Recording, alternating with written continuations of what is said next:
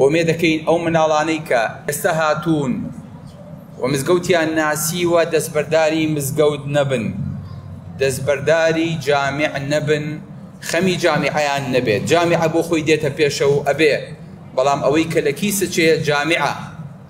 ئەم جامعە کە ناوی مزگەوتە بەڕاستی ئەوەیە کە عولەمایان و پیاوە گەورەکان و شیوخ و شاعیر و کەڵە پیاوەکانی مێژووی ئیسلامی ئێمەی لە کوردایەتیە پێگەیانوە.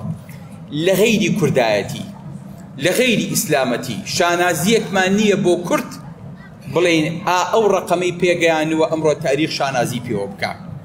هەرچی لە غەیری مزگەوت تەخەڕوجی کرد، مەهماکان خۆی ڕەتان و خۆی ڕەنجان و بە باڵەیە هەڵیاندا، دوایی لە ئەخیرا کۆمەڵێک عیب و ئاری لێ دەرکەوت کە ئیستاکەنە شوێنکەوتوەکانی خۆشیان لە ڕوویان نایە باسییان کەن.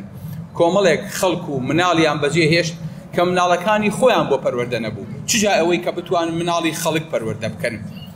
بۆیە ئەم مزگەوتانە سەمامی ئەمانی ئێمەیە، ئەم مزگەوتانە پەروەردە و ئەم مزگەوتانە ماڵ و ئەم مزگەوتانە خانە و ئەم مزگەوتانە قوتابخانە و ئەم مزگەوتانە جامعە و زانکۆکانی ئێمن. ئاگاتان لێ بێ هەر کاتێ مناڵتان لێرە ترازا دەستی لێ بشۆ. مناڵەکانی ئەوروپامان کە ئیساکەنە هەن زۆربەیان بەدەست دووری لە مزگەوتەوە ئەناڵێنن، چونکە مناڵی ئەوان غەیری یەکشەممە و شەممەیان نییە کە بتوان دەرزی قورئانی تیا بخوێنن. جومعەکەشیانە ڕواچکە لەوێ دەوام هەیە. بۆیە بینی جیلێ خەریکە لە ئەوروپا پەروەردە بێ زمانی کوردیش نازانێ، چجای ئەوەی کە زمانی قورئان بزانێ. کۆمەڵێ پەروەردە بووە کە باوکو دایکە لە دەوڵێکن، لە شارێکن، لە وڵاتێکن، ئەوانیش لە دێوڵێک و لە شوێنێکی ترە بۆ خۆیان ئەسپی خۆیان تاوەدەن، زۆر جیاوازن.